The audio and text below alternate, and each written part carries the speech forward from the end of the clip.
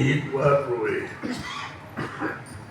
कर्ण जब गिर गया, श्री कृष्ण रोने लगे।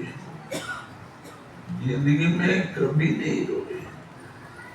यशोदा के सामने घड़ियाली आंसू जरूर बहाते रहे, लेकिन जरासंध, कंस, महाभारत के महान तांडव पर वीर श्री कभी हताश नहीं हुए, अधीर नहीं हुए, मुस्कुराते रहे, खिलखिलाते रहे, प्रसन्न मुद्रा कभी नहीं गिरी।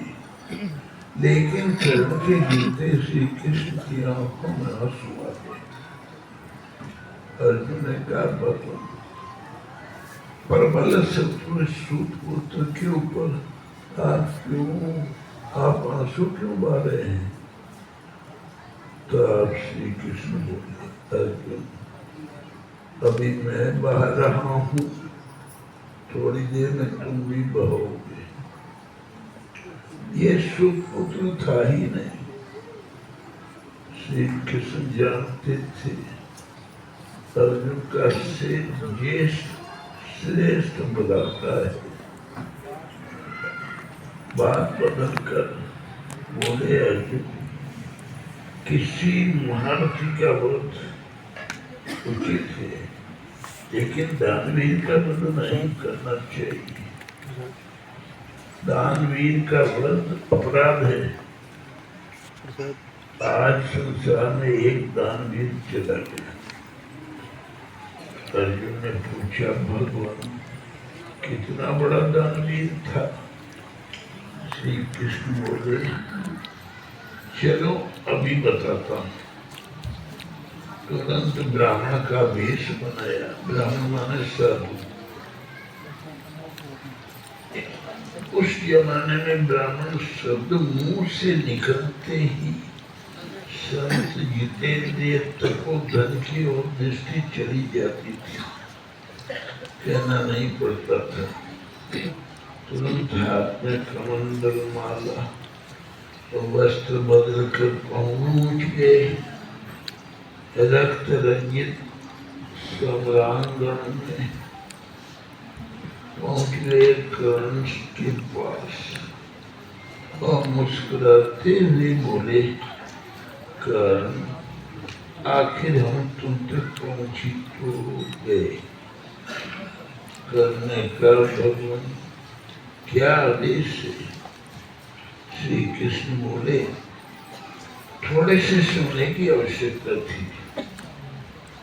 कर्ण बोला, भगवान, अब मैं इस दशा में अंतिम सांसें गिन रहा हूँ।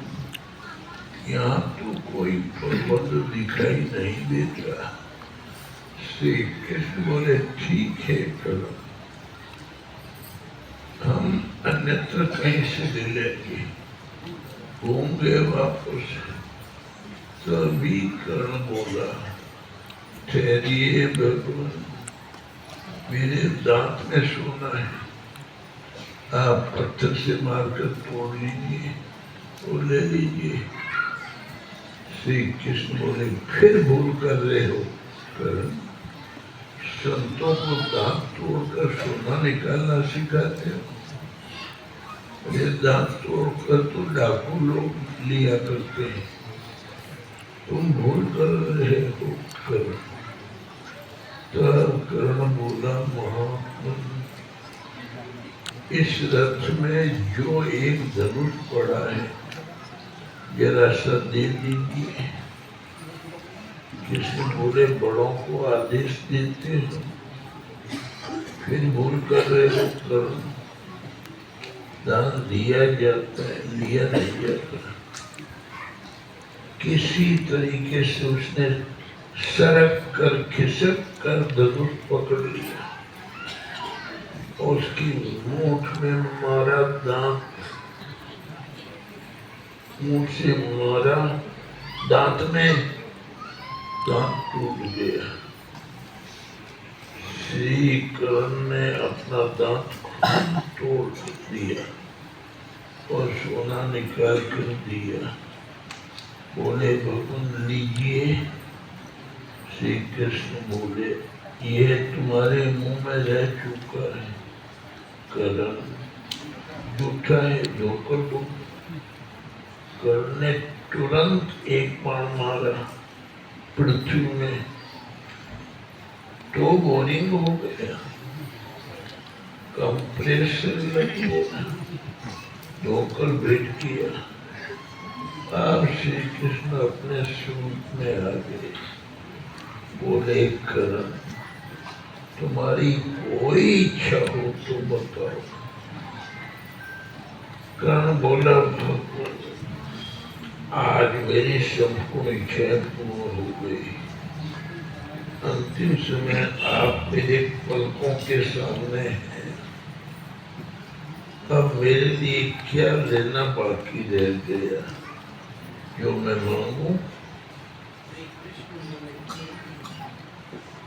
श्री कृष्ण बोले फिर भी कोई इच्छा हो तो बताओ।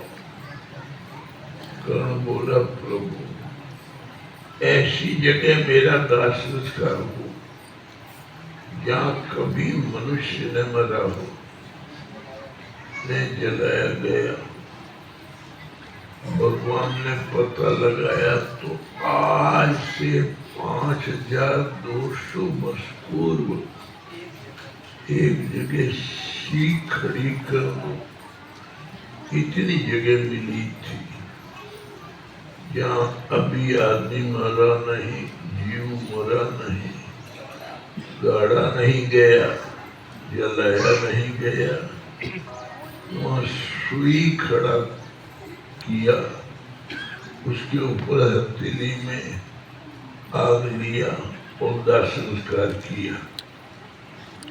भगवान अपने भक्तों को पहचानते हैं कौन भक्त है। कर्ण भी भक्ति था, उसकी मृत्यु में उसका यश छिपा हुआ था। माता कुंती बिलखती हुई आई और गिर पड़ी कर्ण के शव के ऊपर। श्री कृष्ण के साथ पांडव आए। युधिष्ठिर बोले माता जी इस प्रबल शत्रु पुत्र के ऊपर आंसू बहाकर आप अपने आंसुओं का अपमान क्यों कर रही हैं? कुंती बोली चुप रहो, जब जान जाओगे अर्जुन तुम्हारी गांडी धनुष कंधे से गिर जाएगा। तो अर्जुन बोले आखिर ऐसा क्या रहस्य है?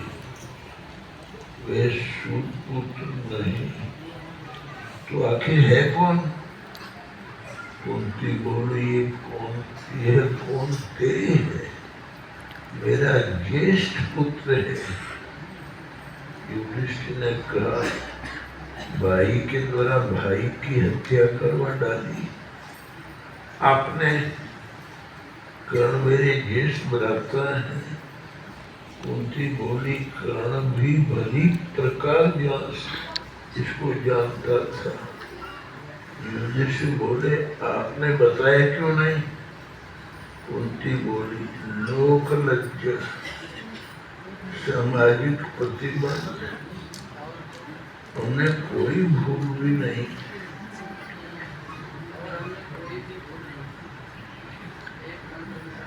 एक मंत्र मिला था आज माया और सूर्य से पैदा हो गया कलम, तुम धर्म से पैदा हुआ, अर्जुन इंद्र से पैदा हुआ। एक बार माता ने कहा बहन आपको बच्चे कैसे होते हैं? मैंने कहा मंत्र से। माता बोली हमें नहीं मिलेगा। मैंने कहा तुम भी ले दे और मंत्र दे दिया। तब माता ने पूछा पांडव से किसका स्मरण करूं? महाराज पांडु ने कहा अश्विनी कुमारों का चिंतन करो।